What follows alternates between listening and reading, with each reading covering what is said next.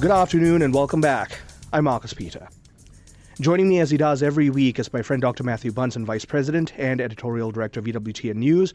And as he generously lends us his time this week, we're going to be talking about a very serious piece of news, and this has to do with the Society of St. Pius X consecrating bishops, and I put that in air quotes, without Rome's approval. And this action, whether they care to admit it or not, warrants excommunication. Matthew is, as I mentioned, Vice President and Editorial Director of EWTN News. Matthew, thank you for joining us. How are you? Oh, doing very well, and as always, a privilege to spend time with you and your audience. Well, the privilege is entirely ours, and I want to... So I know this history goes back a long time, but... And as a tall order as this question might be, I wonder if you could just provide us a cursory overview of the ongoing ecclesial authority and doctrinal tension that Rome has been facing with the Society of St. Pius X. Yeah, well, I think for most people who are familiar with the SSPX, as it is customarily called, or the society, as you say, the Priestly Society of St. Pius X, this is an organization that dates back to really the post-conciliar period. In other words, the period immediately after the Second Vatican Council. And its very famous founder, Archbishop Marcel Lefebvre, who objected to a number of developments in the council. The most famous, and in many ways the one I think that has proven to be the most enduring, especially in negotiations, but not exclusively so, is the liturgical question. He was adamantly opposed, and again, we're looking at Cliff Notes versions here, to the implementation of the Novus Ordo, and felt that it was a betrayal, and remained steadfastly committed to what we now all think of as the TLM, the traditional Latin Mass. And there were other doctrinal issues stemming in part from the liturgical reforms, but also some of the issues such as ecumenism, the Church's relationship with the Christian denominations, the ecclesial communities, as well as the question of interreligious dialogue, the Church's relationship with other religions, Islam, Judaism, Buddhism, and as well as the Church's position really in culture relative to things like religious liberty and the role of the Church in wider society. So those were some of the big issues that emerged, certainly in Archbishop Lefebvre's mind, but things really culminated with his decision in 1988 to consecrate, and you use that term air quotes, 4 bishops. That, without permission of the Holy See, without permission of the popes, led to excommunication. And that was really the breaking point. And people use words like schismatic, that the SSPX entered into schism with the Church. And that remained in effect for many years, all the way until 2009, when Pope Benedict XVI, culminating in some ways the efforts from the late period of Pope St. John Paul II in seeking reconciliation and common ground with the SSPX. But Benedict XVI in 2009 lifted the excommunication that had been imposed in 1988 of the 4 bishops, and then entered into ongoing doctrinal conversations with them. Interestingly enough, and I think it's a surprise to a lot of people, Pope Francis went even a little beyond Pope Benedict XVI in what has been described by one of my great colleagues, Edward Penton, as a more pragmatic pastoral approach to the problem. When in 2015, he granted SSPX priests a faculty to validly, and here's the key, licitly absolve sins, and also to preside at marriages. Now, this became permanent. Now, as part of Pope Francis's vision for making sure that those confessions in particular were valid and licit in order to extend to the farthest possible degree the mercy of the Church. And since then, we've had dialogue which has stalled. And now we have this announcement that the SSPX is planning to consecrate several new bishops. And we can talk about some of the reasoning behind that. That's in a nutshell, essentially, how we got here. And that actually was very beautifully done. I appreciate it because, like I said, I knew the question was a tall order. In 1988, in July of 1988, John Paul II issued Ecclesia de Afflicta, and he, I guess, effectively, for want of a better expression, he criticized the episcopal ordinations, in air quotes, as unlawful. And does that language, therefore, render the SSPX in the position of what one might consider canonically schismatic, at least the act, if not the entire society proper? Yeah, well, so certainly from a canonical standpoint, I know many canon lawyers who would say yes, that as a result of the excommunications, that a schismatic condition existed. Now, with the lifting of the excommunications in 2009, there's a phrase or a term that has been used quite often. From that point on, the SSPX has basically been considered to exist in a state of, you hear phrases like canonically irregular, institutionally irregular, or they exist with institutional irregularity, or another term that really has been used quite a bit in the decades after the Second Vatican Council, imperfect communion. In other words, it lacks a formal, officially recognized canonical structure in the life of the church.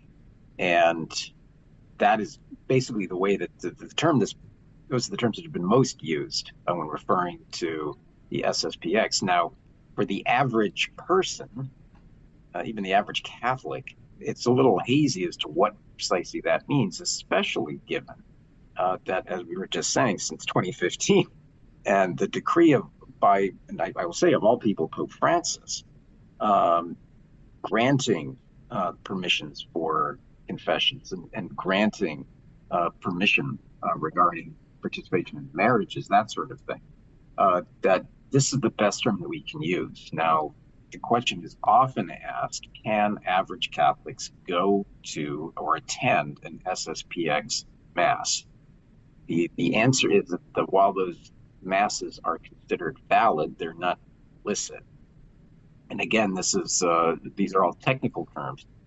But in other words, if there are conditions under which a Catholic can go to an SSPX Mass, including grave situations where no other Masses are available, that type of a thing. So the ideal is that Catholics attend Masses that are both valid and licit. But having said that, it points to the somewhat hazy, certainly in the mind of a lot of Catholics, relationship between the Church and the SSPX, the Vatican and the SSPX, and why this new move on the part of the Society of St. Pius X is considered somewhat alarming, because it could have very serious ramifications for what some had hoped was going to be had been a slow but gradual process of reconciliation. And I think that's the context that's tremendously crucial. We've got about 30 seconds left in this segment. I'm talking with Dr. Matthew Bunson, Vice President and Editorial Director of EWTN News, and he's been providing for us the context for these recent, quote-unquote, consecrations of bishops without Rome's approval that has been happening with the Society of St. Pius X. Now, rightly so, as you take a look at the National Catholic Register, you're going to see a piece that talks about how this action courts potential excommunication. And as Matthew has been painting for us the historical picture, the hope ever since the post-conciliar period has been to the effect of hoping for reconciliation and the fullness of communion for all those who claim belonging to the Society of St. Pius X, SSPX. We're continuing on the other side of the break. Stay tuned. I'm Marcus Peter.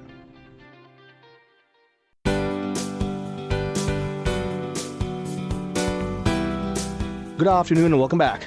I'm Marcus Peter. I'm talking with Dr. Matthew Bunson, Vice President and Editorial Director of EWTN News, and we're exploring the recent news of the SSPX, Society of St. Pius X, claiming to want to consecrate bishops without Rome's approval by July the 1st of this year. Matthew, you did a really systematic job of presenting to us not just the historical baggage, but also the hope of reunion and full communion. Like you mentioned, imperfect communion seems to be one of the terms that's thrown around. Can we talk about, I don't want to talk about intent because neither you or I can describe that, but at the very least in terms of action, are we seeing a similar desire on the part of the society to want perfect communion with Rome?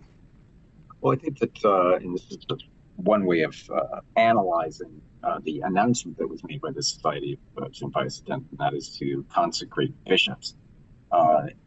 It is very clear that the society, especially under its current head, the Superior General, Father David Pagliarani, that there is, at least from their standpoint, a need for new bishops.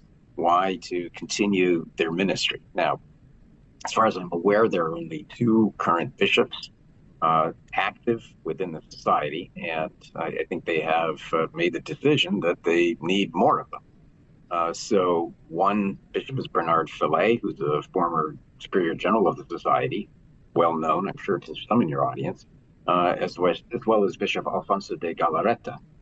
Now, there were those bishops whose excommunications were lifted by Pope Benedict XVI in 2009. One is Bishop Richard Williamson, who was actually expelled in 2012 from the SSPX for what was described as persistent disobedience, as well as open opposition to the society's superiors, especially in his relationship toward Rome. He died, I think, this last year. And then Bishop Bernard Teixeira de Mayare, who died also in 2024. So from the SSPX standpoint, they need more bishops. Now, the question is, at what price would those local consecrations be, given the fact that doing so without authorization from the Holy See would, as you've been quite correctly stressing, could lead to automatic excommunication. In other words, latae sententiae, of the bishops who are taking part. So from the Vatican side, and this is where I think it's kind of interesting, the Vatican itself is responding basically that dialogue from their standpoint should continue. And it's aimed as well at these types of decisions that could create a very serious destructive impact to what have been ongoing, halting, slow negotiations over these many years. But something like this would be seen as genuinely provocative and a real blow to those discussions. Now, my understanding is the Pillar is reporting this, that the head of the dicastery for the Doctrine of the Faith, Cardinal Victor Manuel Fernandez, is expecting to meet with the leadership of the SSPX, I'm assuming Father David Pagliarani, as I was saying. We'll see where that goes. So certainly on the side of the Holy See, there is interest and a genuine desire in having this type of dialogue, which is very consistent with the desire that we have seen from the beginning of this pontificate of Pope Leo XIV toward really doing everything possible to generate and to respond to what is the natural impulse in the faith toward unity. There's just pursuant to what you just shared, there's a criticism that comes out from members of the society that they desire communion, but Rome is being obstructive. And I know that's painting with a broad brush, but could you please speak to that just to provide us some clarity? Well, I think there are many elements, and again, I'm not a member, and this is simply opinion based on what we see. I think there isn't this assumption that all compromises have to be made on the part of Rome in order to bring back the society itself. Obviously, negotiations which have, as I've said, been halting, have been slow. I think we have seen the genuine efforts on the part of popes, and let's go back to Benedict XVI, who made that decision based on progress from 2003 under John Paul II to lift that excommunication. That was as big an open door as you could ever hope to have. That was followed, again, significantly by Pope Francis. This is the Pope, let's remember, who issued Traditione Custodes that limited, curtailed the traditional Latin Mass in the Church. So this is somebody who was perceived as having grave concerns about the threats to unity in some quarters as a result of the traditional Latin Mass, which is why, again, the rationale for Traditionis was given. But his decision in 2015 to give those rights for priests who are members of the SSPX to hear confessions, to do the things that they are able to do with weddings and that sort of thing. Those are very important gestures. And the hope, of course, has been that with Pope Francis granting those faculties for confession and marriages while keeping doctrinal issues open, that requires as well some concessions, some negotiations, some compromise in return. And I think we can say that there has been a pretty hard line coming from the SSPX, certainly under Father David Pagliarani, in the matters certainly of doctrine that are pressing and important issues. Now, in fairness, we know that Father David has requested an audience with Pope Leo XIV, or had requested one last August, to try to meet about this. So there is that dialogue. At the same time, this is a two-way street and has to be. Based on all of this, as you were alluding to in the first segment, the question of this year, so just recently, a few days ago, the declaration by SSPX to want to consecrate new bishops, they appealed to Rome for permission and they were not granted it, but it would appear that statements from their quarters are showing an insistence to go forward anyways. Please help us understand what's going on, what their reasoning is, and also the issues that this presents. Well, the most immediate and pressing one is that, ironically, that we're kind of back to where we were in 1988 with the decision on the part of Archbishop Marcel Lefebvre to proceed with the consecration of bishops for the Society of St. Pius X. That meant, it did, a automatic excommunication, and that existed, let's remember, for 1988 to 2009. So that's a very long time, even in the life of the modern church, for that status of schism to be present. If they proceed with this, and we don't know how this is going to play out in the coming days. Hopefully there will be dialogue. Hopefully that there will be some way of avoiding this. Consecrating these bishops again would certainly, from a canon law standpoint, automatically signal the genuine risk or automatic excommunication of all the bishops who take part in that. But even beyond that, I think there's real concern that it would create circumstances of genuine acrimony. I mean, we're both aware of how polarized, how sharp, how inflamed these discussions can get, certainly in the world of social media.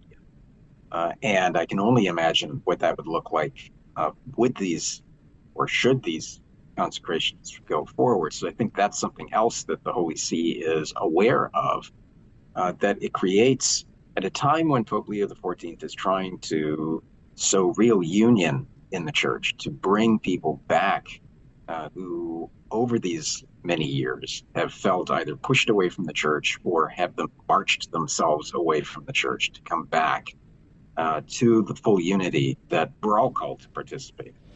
Matthew, that was a beautiful place to end, and I thank you for that very heartfelt exhortation and also reminder of the sadness of the situation. My guest has been Dr. Matthew Bunson, Vice President and Editorial Director of EWTN News. We've been talking about the decision, or at least the statement that's coming out of SSPX right now, to consecrate bishops in deliberate disobedience to Rome and the effects that can have. Thank you for joining us. I'm Marcus Peter.